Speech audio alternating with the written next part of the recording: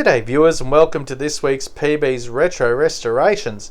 This week it's another rally car, the Corgi number 302 Hillman Hunter London to Sydney Marathon car. The marathon was organised by the Daily Express newspaper in 1968 in an effort to raise British spirits following the devaluation of the British pound and to serve as a showcase for British engineering.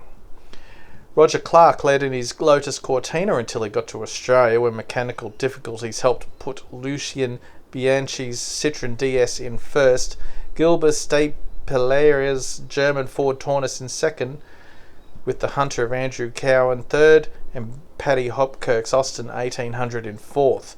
I apologise for my pronunciations of some of these names, viewers. I know they're not right.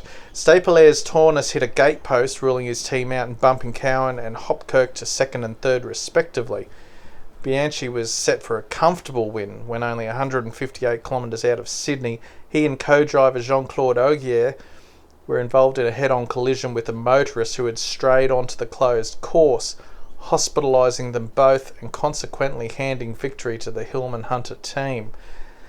Some believe the crash was a deliberate act of sabotage, possibly by betting syndicates, but this is never proven. I'll post a link to an interview with the passenger of the Mini Cooper S that hit the Citroën in the description, if you'd like to read some more about it yourself. It's a very interesting story. And on that note, let's get crack-a-lackin', as they say, everywhere from London to Sydney, and everywhere in between, probably, and turn this little guy around. This is one I'd been after for a long time, viewers. Finding one that wasn't $1 million was the problem, and what I got for not $1 million was one that had already been pulled apart and had some parts taken out of it, like the steering wheel, which was weird, the mount that holds the spare tyre, one of the little spotlights, which isn't a big deal, the bull bar, which, you know, they probably snapped off long before it got pulled apart. The tools inside the tool case, the little chrome piece, was missing. And a couple of the wheels, the Golden Jack wheels, were missing too. But apart from that, it's in really good condition, you know. The glass looks like somebody, you know, glued it in once before. They've tried drawing the pillars on it as well. Yeah, it's in a bit of a mess.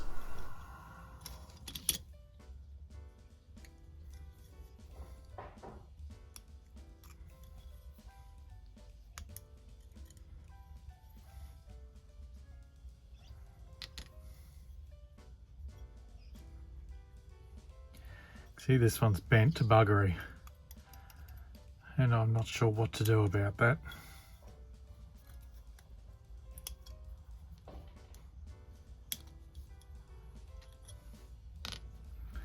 Thanks, Mr. Dare, for that tip. See it? This is a nice straight one, that's all good. This is where it was sagging on the... Maybe if I can pull that through a bit further, I might be able to tweak it a bit. Worry about that once the paint's off it.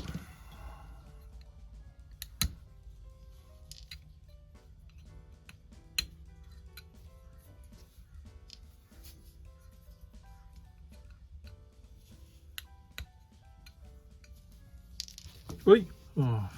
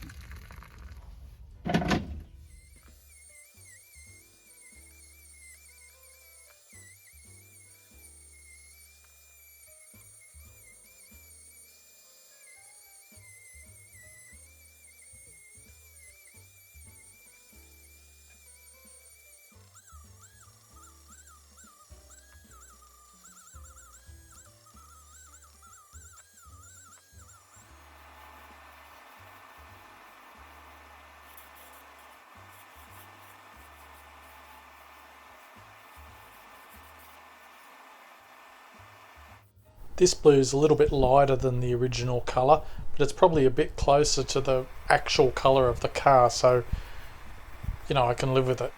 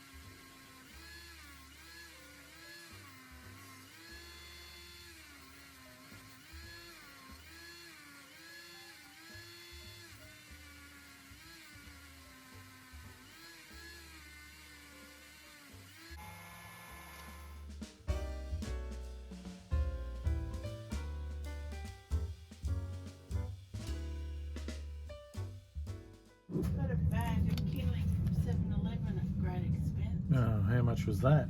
$17.50, but it was nowhere near as big as the one from Bunnings. A pack of souls.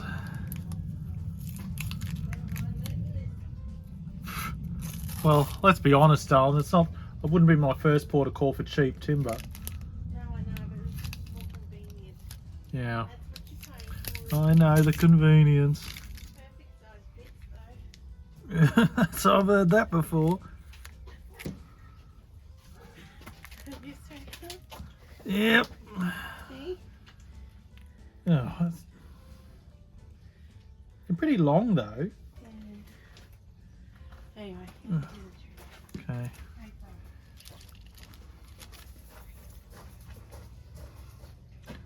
Now, viewers, that's coming out perfect. I was just talking to my beloved viewers. Oh no, don't put that in. I'll cut it all out, darling, I promise. The bonnet on this car is supposed to be a semi-gloss black, and there's decals that go on top of it. Now I wanted to clear coat all the decals, but of course if I gloss clear coat it, then the bonnet won't be semi-gloss anymore, it'll be gloss. So, but I did want to run the risk of ruining the gloss coat by putting masking tape on top of it to do the semi-gloss bonnet. So the long story short, and what I'm trying to get to is the whole thing is gloss. Bonnet's gloss.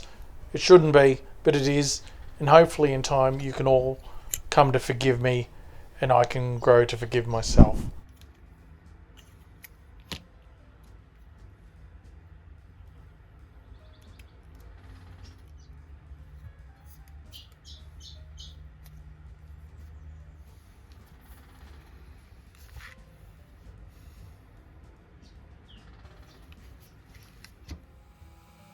Special shout out time. I have to give a big shout out to Martin Dare from Martin Dare's Dinky Restorations and Paul from Pimp My Diecast, who both helped me out with one wheel apiece of the missing mini lights.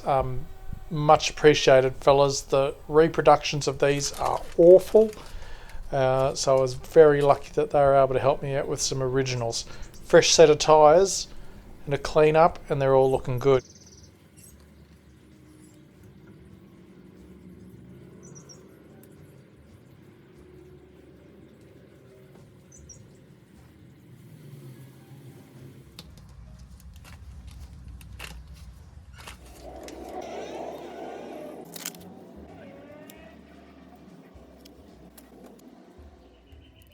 I finally invested in a fifth hand, or whatever you want to call them, these little stands with all the clips on them. Aldi had them for $10, which is a deal even I couldn't refuse.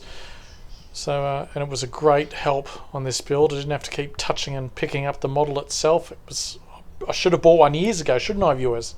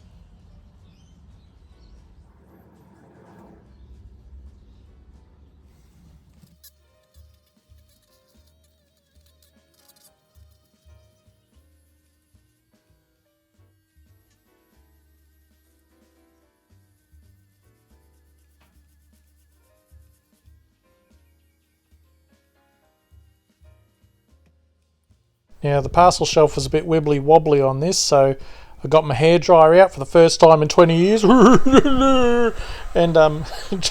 heated it up, try and straighten it out. Jesus, that might have actually worked, readers, viewers. I said I was going to leave this until I'd stripped it to fix it. Well, I left it till I'd stripped it and sprayed it and repainted it and clear coated it, so that was really smart of me. And I tried bending it, I tried bending it and I could not get it bent into a usable shape, so I took the coward's way and I cut it out, bent it, straightened it out and stuck it back in, and it works as it should, which is fantastic. Then I did this. Ow!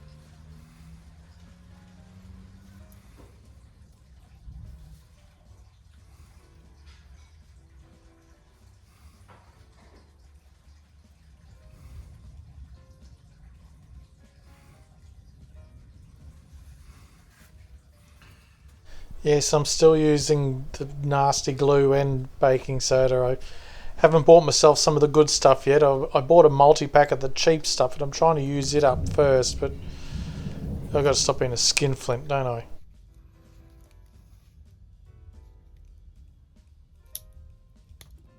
With the glue dried, it's time to give them all a test, make sure they all work and aren't going to just pop the spring back out, which they don't, which both pleases me and surprises me.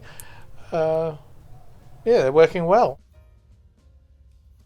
You may have noticed when I showed you the 3D printed parts earlier, or the parts that I designed, I did try and design a replacement tool insert for the little toolbox, but it would not print out properly. I couldn't get it to fit, and in the end I did what I do best and give up.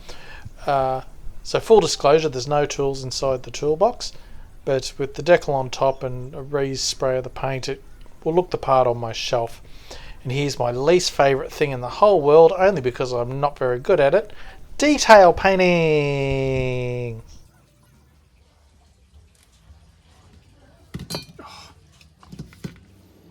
Reassembly time.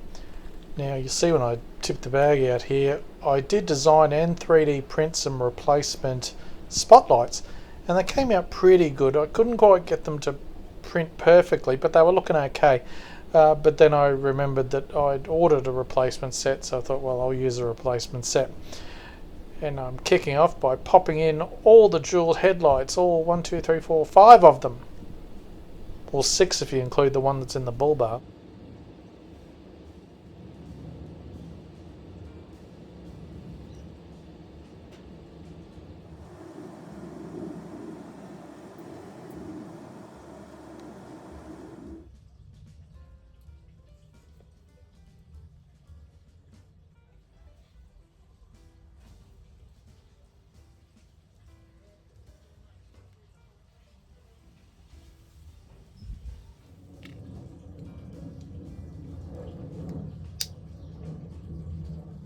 When I went to install the spare wheel collar that the spare tyre and the spare wheel sit on, obviously, the 3D printed part that I designed was a little bit tall. When I put the wheel and tyre on, it flopped about loose. It didn't sit on there snugly, so I took it out and I just sanded it down 2 or 3 mil and everything's awesome. And then when I tried to put the glass in, it became clear that it had some, I don't know, like sealant or something used to stick the glass in a...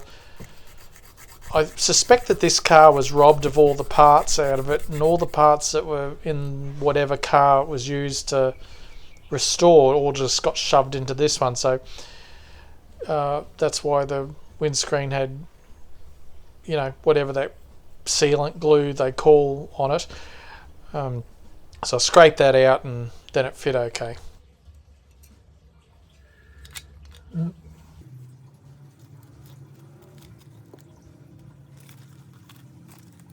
I've lost the roll bar, everybody.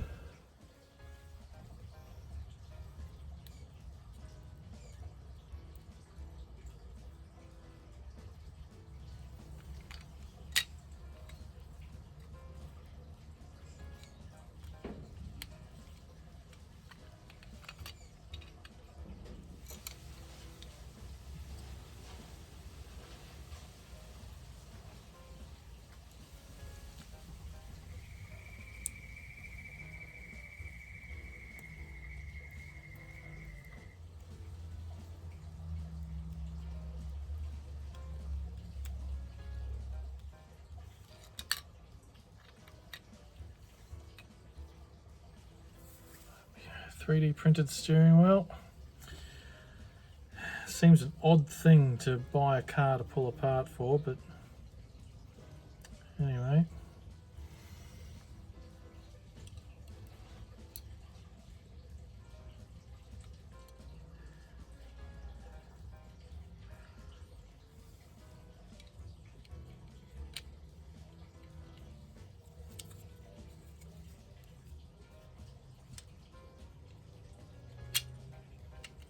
If you're wondering, dear viewer, why I didn't design and 3D print the bull bar as well, it's because I ordered a lot of the parts for this before I got the 3D printer.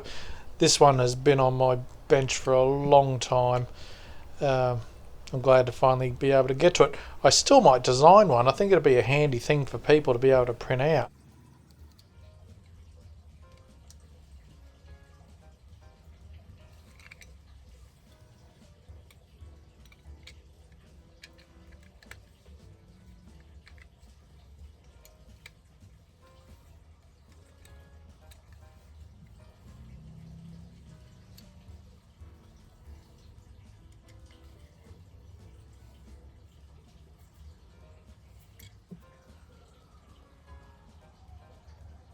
Yeah, this is a good one. You'll enjoy this one, viewers. Oh, you fuck.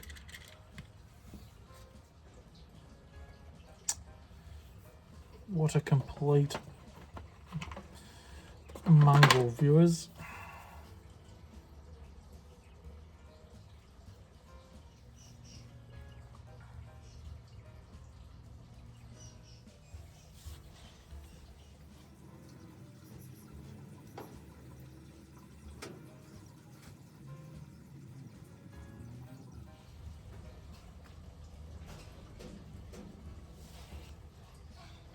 As you know, the original gift set of this car comes with a plastic kangaroo. I don't have Paul Restorer's skills to make my own, but then I was out shopping at Aldi with Mrs. PB and I saw these Kinder Eggs, like Wildlife Edition, that you've got the chance to get a kangaroo in, so I thought we're going to have a roll the dice and try and win a kangaroo. Wish me luck.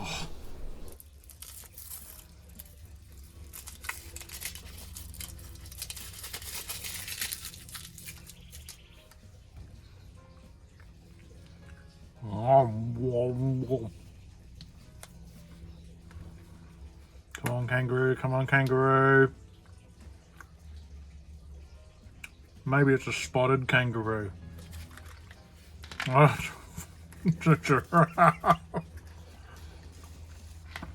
You may not know this, viewers, but giraffes are native to Australia. There's just there's none left.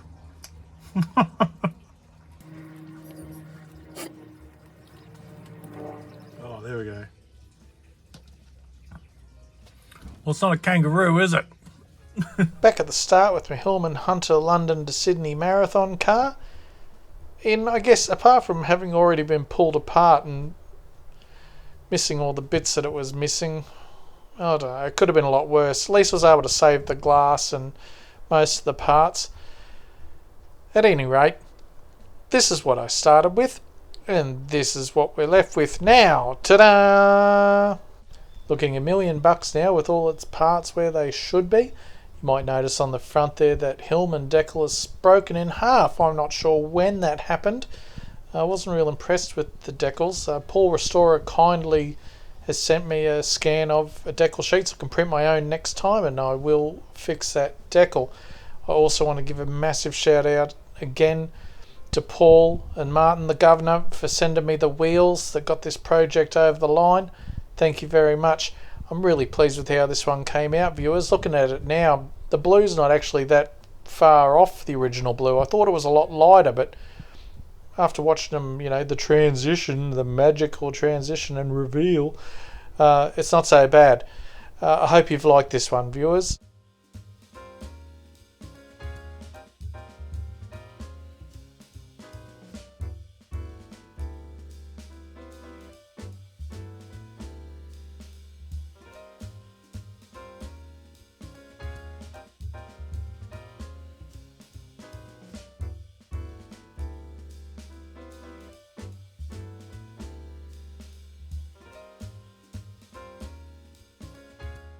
If you've made it this far into the video, I really appreciate your support. You must really like punishing yourself.